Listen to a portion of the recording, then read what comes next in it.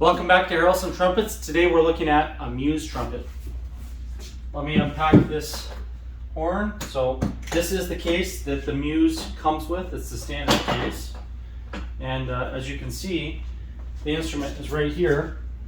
We have two lead pipes, two bells, the valve casing, of course, the bell crook, and the tuning slide. All those parts are in here. And there are extra spaces for all the other accessories, including mouthpieces, all that fun stuff. So let me pull this out and show you. That is the Muse trumpet that we're looking at today. This one was built in 2020, and there were very few built in 2020 because, as you know, that was during the pandemic. So we originally had slated to build at least 50 trumpets in 2020. Because of COVID, we only built a few. And it took us a long time to catch up with a lot of other things because of COVID. So this year, we built, most of those horns. This one has two lead pipes, and I rebrushed the lead pipes and cleaned them up because this horn was used and they had a little bit of grime in them. So I rebrushed the outside, made it nice and clean like it's new. The inside has been cleaned up. The VGR system, of course, is completely cleaned up as well, so you can put your choice of insert on there and adjust flexibility, slotting, airflow, impedance, and it comes with two lead pipes with two receivers. So let me show you the other one. Set that there. Here's the other lead pipe, and that one is with a 3/4 inch receiver. So there's the receiver on this one is bigger. And this lead pipe is a number 1, and the other one is a number 4, I believe. Okay, it is a 4. And then the bells, the original bells are in here as well. The first bell is a 1LT, perfect for all-around playing, and if you do any commercial or lead work, this works really well. This bell, I'm just going to look at the condition here. It looks pretty much like brand new. It looks like he probably never put a mute in it and probably hardly ever played it for some reason. And now the other bell, I know this one had a couple tiny dings and a scratch in it. So I brushed out the scratch and I rolled out a couple tiny dings. Otherwise, it looked pretty much like new, and this is a 10X. So I'll show you a close-up of that one. See right there, it's a little more shiny because I just brushed out what looked like a surface scratch is all it was. So I just wanted it to look nicer. It's got some patina. All the parts have some patina, except for the lead pipes. So let's play this horn. Let me grab my mouthpiece, which we'll grab this one right here out of that Summit 1. And all I have to do to play this instrument, when you pull it out of the case, the lead pipe, the tuning slide, and the bell crook can all be assembled in the case. So that fits in that compact case just the way it is. And then you can just screw a bell on. So let me grab this 10X bell. And that case is the original case that it was delivered in a couple years ago. They have improved a little bit since then. They're still Pelican cases, the same shape, the same size, but we have improved the foam and the leather. So this is one of the prototype cases. It still works perfectly fine. It's just not as pretty as the new ones. I'm going to play it without an insert.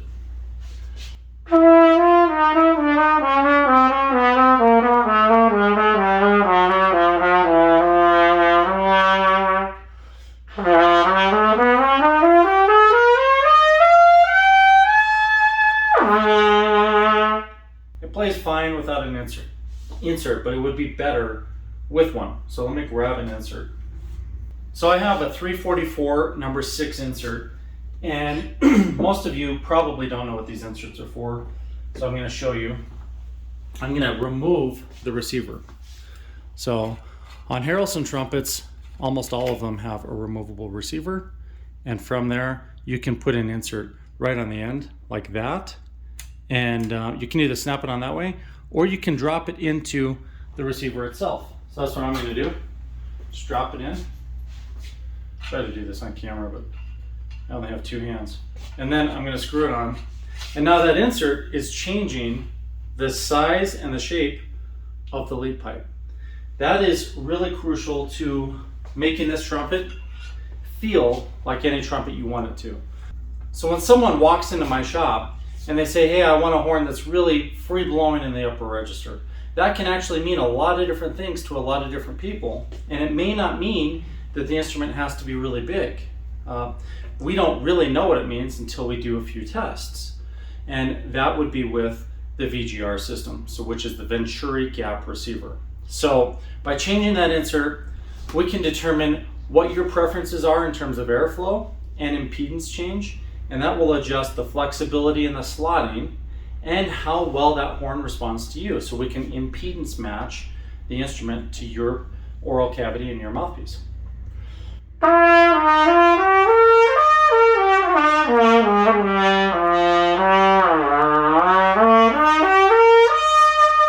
That feels a lot better. It's a little more slippery. I set a 344, that's 344 thousandths of an inch.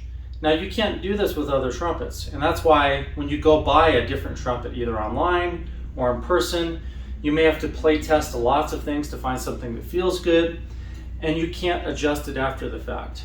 I had this problem as a trumpet maker many years ago, and it went on for so long where customers would come in, tell me they wanted the biggest lead pipe, then tell me it was too small because it felt too small to them.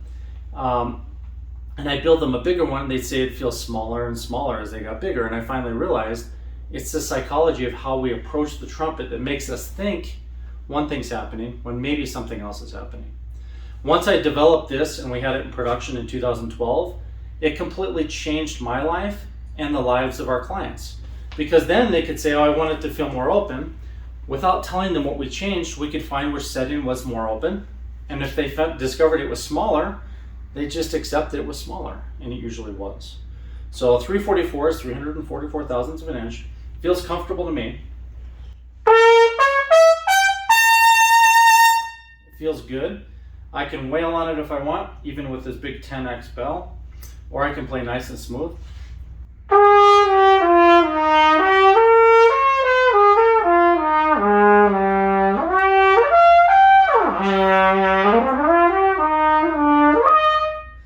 That feels nice. The number 6 means we have 60 thousandths of gap from the end of a Harrelson mouthpiece to the beginning of a Harrelson lead pipe. Those numbers are only valid with Harrelson components, but everything's been machined precisely so that those numbers are valid. If you measure the gap inside here, it's 60 thousandths, and we call that insert the number 6, and it makes it very slippery because smaller gap makes it easier to slide between partials.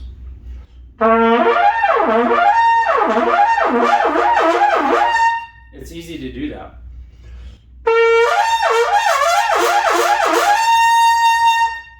Now if I go to a larger gap setting, I'll lock into each partial harder, and it will be more difficult to slide between partials. So with this setting, it's easy to do wide interval leaps.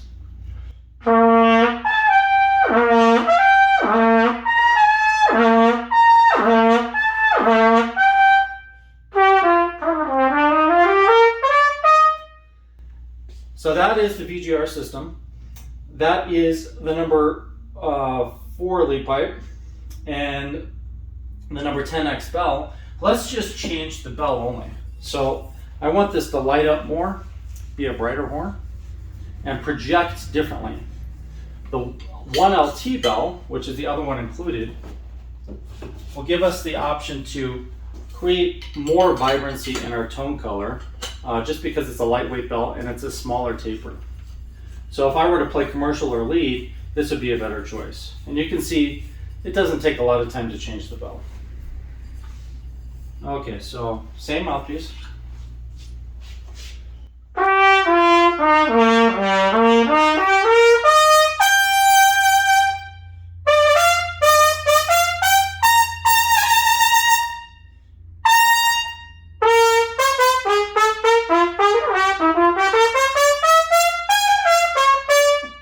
So that really kind of hurt my ears again. That really lights up. That is the 1LT And I should start wearing earplugs when I play stuff like that. So the 1LT is going to light up a lot easier, but if I want to create even more vibrancy, I can remove the bell crook. So this whole thing comes off. And inside here is a bell choke. Now, if you want to see that, you can watch some of my other videos because I demonstrate it. I'm not going to do it here because it's hard to do with the camera, but essentially your horn comes with an Allen wrench, and you can take these 2 screws out. This whole thing pulls out. Right here is a little bell choke that fills that much space, and it unscrews. I'll show you what they look like. Because it comes with 3, so I've got the other 2 right here. And it looks like this client probably never used them because they look like they're new in the bag. But that little bell choke screws on. Then you just reassemble it the way you took it apart. It only takes a few seconds. And if you want, we also have thumb screws, so you can take these apart with your fingers faster instead of having to use a wrench. So that's an option if you want that. But if I change this to the smallest setting, the bell becomes even more vibrant. If I change it to the largest setting, it becomes bigger and warmer. And that basically is changing the rate of impedance within the bell, and it changes the tone quality. So this one also has the deep acrylic pearlescent finger button inlays. I forgot to mention that before. All of the Harrelson Muse trumpets have the material removed on the underside of the bracing. Unless it was a prototype, that is true. So that lightens it up quite a bit. In February, we will be finishing the prototyping of new materials for the bell crook and the tuning slide. So if you want this to weigh a lot less, you can purchase those extra parts down the road. And they will be available most likely in nylon, stainless steel, and titanium, maybe other materials. But that would reduce the weight if you wanted to. It'll also reduce the efficiency a little bit if you go with the lightest weight versions. And lead pipes, we have tried different materials there. For instance, this one is aluminum, and this one right here is Delrin. So you can go as light as you want. You can have very lightweight, but they're not going to be as efficient as solid brass. All right, other questions about the Muse that you guys are going to ask me. This is the style D bell crook and tuning slide. Saturn water keys. The finger rings are fixed. It's a really nice position. And this is really just the ultimate horn to play with because it's so easy to set up, pull out of the case, and set up for whatever playing scenario you're going to use it for. I have the 4 lead pipe on there. If I put the number 1 on, it's just going to brighten it up. And because that's a little bit of a medium-large lead pipe, and the 4 is large. So that's the big difference. But the VGR is going to allow you to set it up to feel however you want the airflow to respond to you as a player. And because you have 2 lead pipes and 2 VGRs, you can have 2 different inserts in each one and swap them out very quickly. So let me show you how that comes off. I just pull the tuning slide out, and then I unscrew from either end. So I'm going to go from this end first. And if I had an extra hand, I would just unscrew both at the same time. And then I unscrew this one. And they are very precisely machined so that everything fits very tight and very smooth. That's what it looks like without the lead pipe. All right, let's put the number 1 lead pipe in there. Since I went so far as to take that out. And you can mix and match. There are 4 segments of these lead pipes, so you can mix and match 1 and 4 if you want. And I'm just going to stick with all number 1 on this one. Put that in place. It was that easy. And then I just put the tuning slide back in and I can play. I don't have an insert in here, but let's play it anyhow.